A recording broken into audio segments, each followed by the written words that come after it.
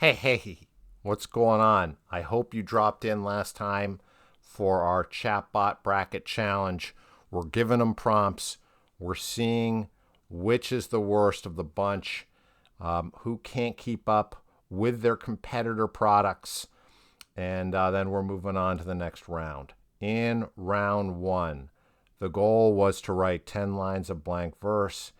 And sadly, Zuckerberg, I'm sorry, brother.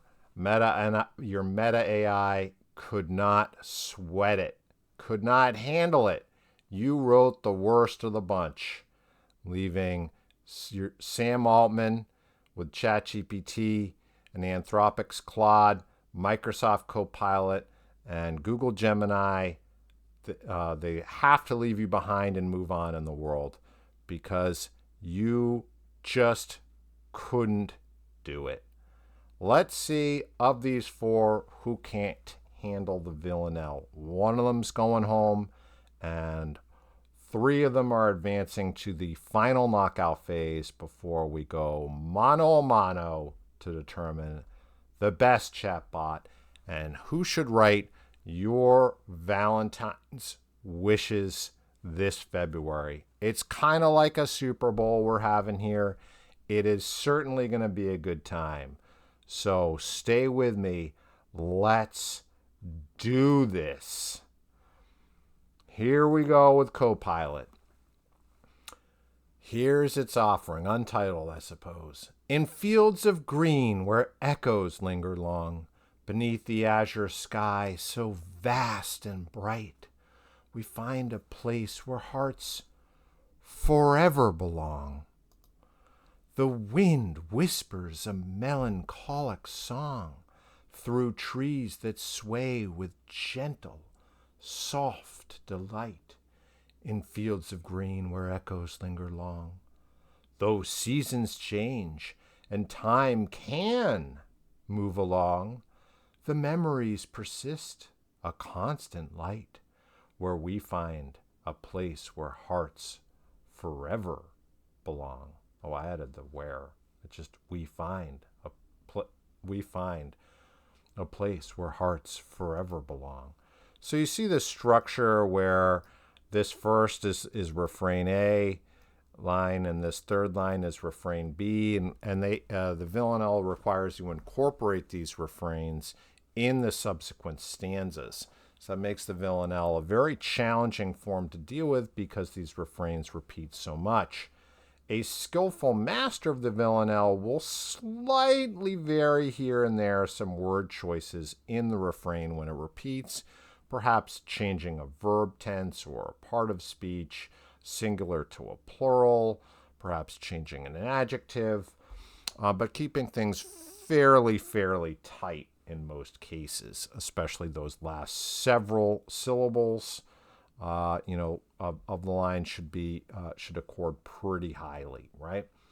In this case, Copilot has selected these refrain lines that are really going to cause it a lot of trouble.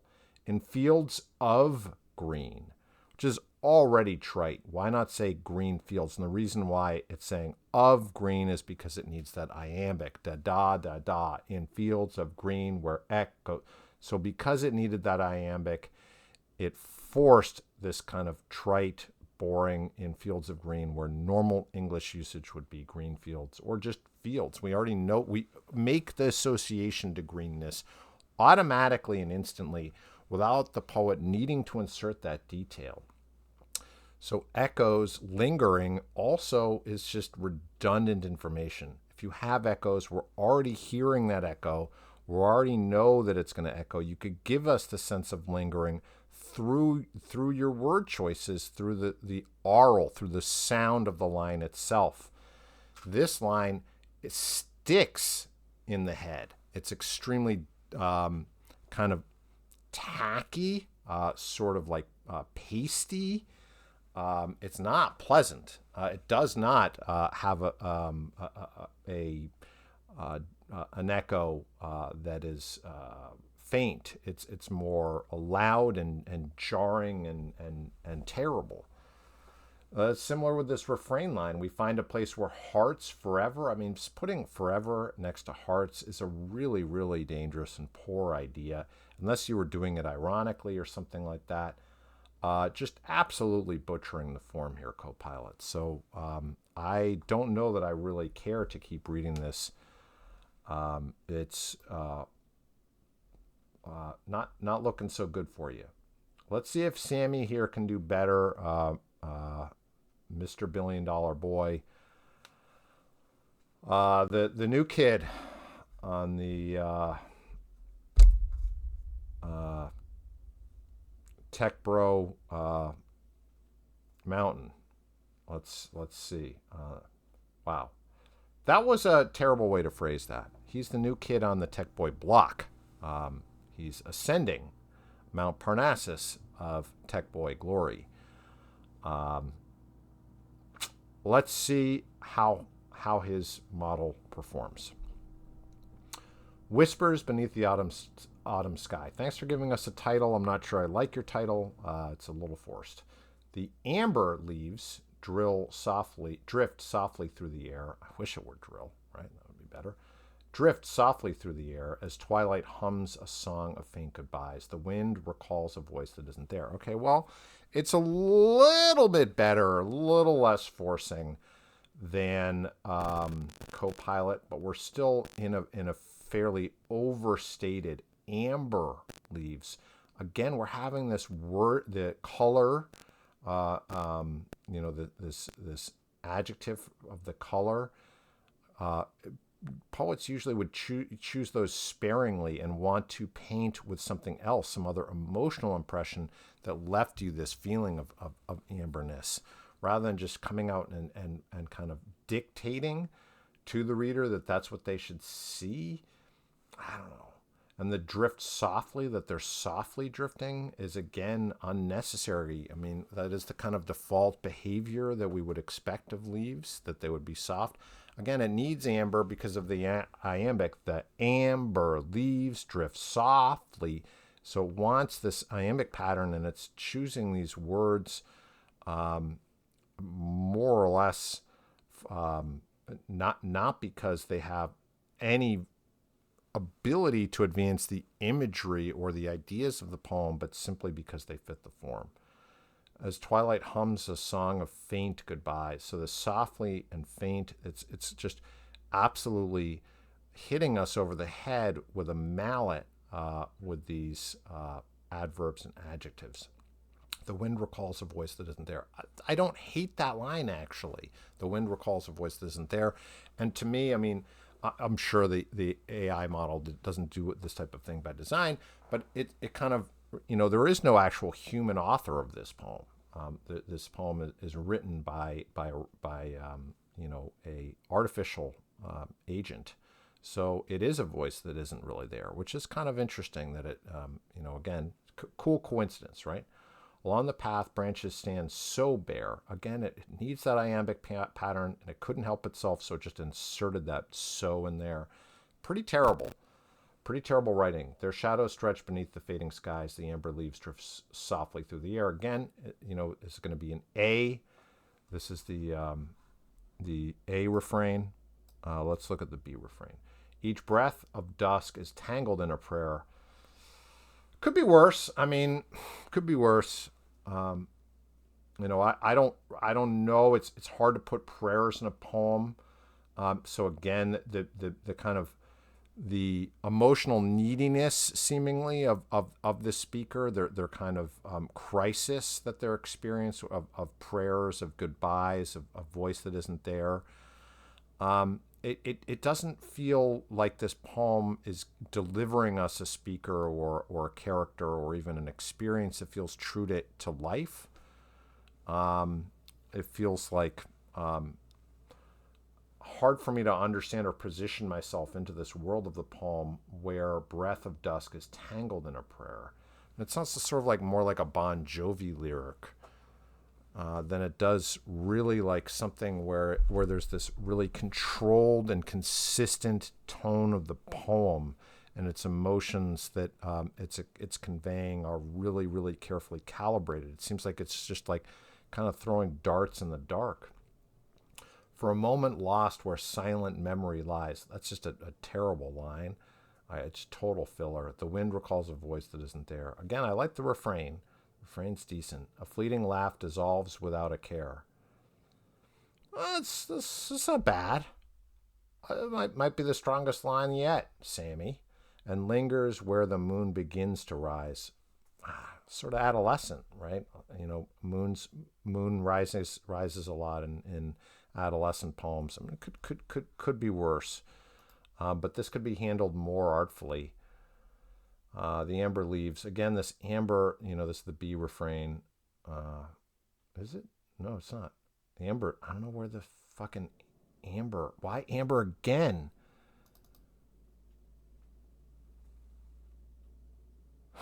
Yeah, that's the A refrain. Sorry. Okay. It's so obvious. I'm sorry. I guess I'm getting so bored. I'm losing track of this, even though it's incredibly plotting and obvious. Not bad. Okay. Let's finish the poem then. The night grows old, but still I'm standing where the past and present meet in quiet sighs. That's terrible. Past and present meet in quiet sighs. So these kind of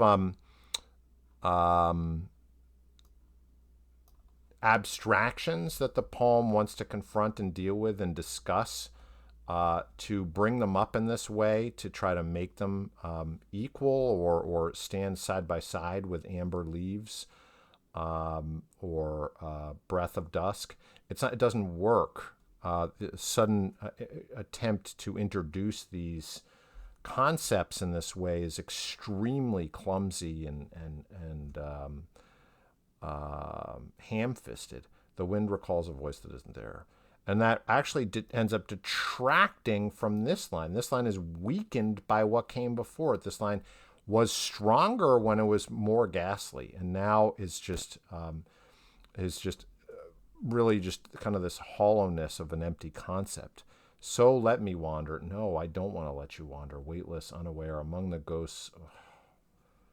We don't need ghosts. Ghosts, again, we probably shouldn't have them in most poems most of the time. Yeah. Okay, so now we need the refrains. Okay, you get the idea. I mean, I think this is better executed than Copilots for sure. Has its moments. The refrains are certainly better. Each breath of dusk, the Bon Jovi line here, of dusk is tangled in a prayer. Not bad. A fleeting laugh dissolves without a care. That's not bad either.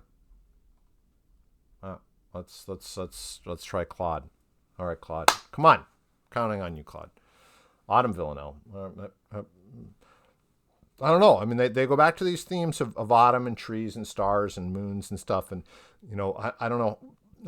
It's all in the training data, I'm sure. It's all just data they're scraping off, GeoCities sites and stuff like that from the 90s, late 90s and early aughties, I suppose, of teens writing all this stuff. And, that's what they think poetry is about, because, these models, they have no taste. They have no ability to comprehend the collected worth of thousands of years of English poetry, or what contemporary poets and an excellent contemporary poet would attempt to do with those powers of the tradition. All right, let's see. The autumn leaves drift slowly to the ground as evening whispers secrets to the trees, and silence nature's beauty can be found. The setting sun paints colors all around, while branches dance upon the cooling breeze. The autumn leaves drift slowly to the ground. A symphony of crimson gold is crowned with fading light that filters through with ease, and silence nature's beauty can be found. So again, the A refrain, the autumn leaves drift slowly to the ground, is again really forced. The slowly there is the drift. It's totally redundant with drift. So you see that many of these models, to try to force the iambic pentameter, are making really poor word choices. There will be many other approaches to eliminating either really, really weak adverbs like slowly. I mean, drift already is slow enough, right? So we're just wasting syllables, and we're slowing down the reader's eye, but we're not giving any sound or aural sense. There's no aural association. So the ground here, this word choice of ground, doesn't go with these softer other sounds it's trying to convey. This hard G sound and R sound. It takes us in the wrong direction. All right. As evening whispers secrets to the trees. The whisper secrets is just really, really cheesy. And that evening would do it. Night air would be better, as night air whispers secrets to the trees. But man, in silence, nature's beauty can be found. This is a terrible refrain line. Whenever these models say can, it often is it should not be. Maybe it shouldn't be. Can be found. We saw Copilot had that can with time time can go on or something like that, and was like, nature's beauty is not something to be found or not found. It's this thing that's essentially for all poets of all time. It's not something that could be really necessarily contested. A poem could try to approach nature's beauty in one way or another, but it has to do so respectfully to honor it. Just complimenting nature on beauty is a total waste of everybody's time, because instead of reading the poem, you could go outside and you could see nature's beauty for yourself.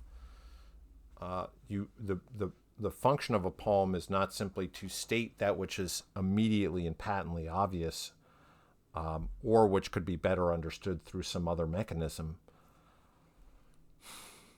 Similarly here, the setting sun paints colors all around. This all around is totally and completely useless, and it's just trying to find rhyme words with ground, which ground was a poor choice. There aren't as many. I mean, I suppose if you used slant rhyme, you could have things like grind and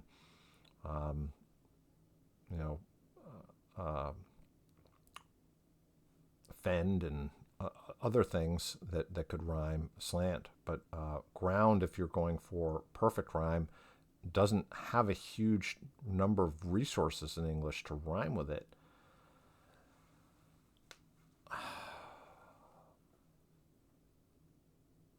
I don't know. Is it the weakest? You might end up squeaking by here, Claude. All right, we got one more. Gemini.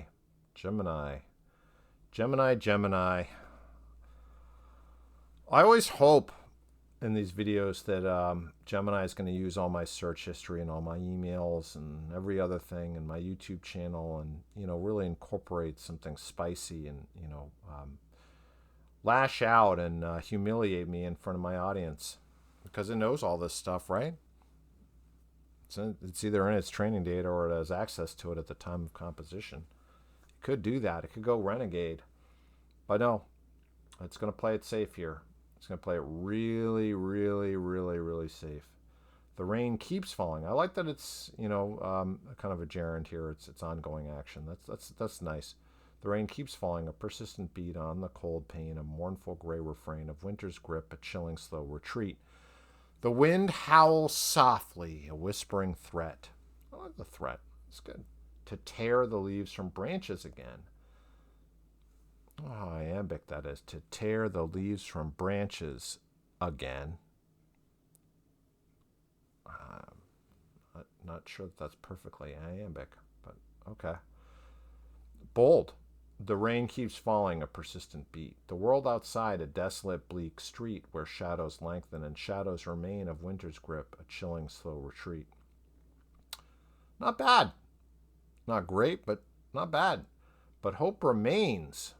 It shouldn't have remained. My hope is now gone. Just prosecute the theme. Stay with the theme. Stay with it. Stay with the emotions. Keep observing. Show us more of the street. Show us the city. Show us someone on the street. Keep observing. Don't get distracted, Gemini. Okay, you found some other shiny new bauble now and you're going to describe that? Nonsense, but hope remains a tender, sweet deceit. It is a tender, sweet deceit what you're doing right now, because I know you're fucking lying to me. You don't understand poetry. You're just groping randomly that spring will come and life will bloom again. Please don't tell me that. I don't need that from you. Life isn't going to bloom again. Not if you have anything to do with it. Man, the rain keeps falling, a persistent beat. Still, this is not that bad by comparison to its competitors here. But, you know, I don't know. The inability to stay focused on the emotional heart and center of this poem is extremely frustrating to me, since it had something to work with. Inspiration struck Gemini.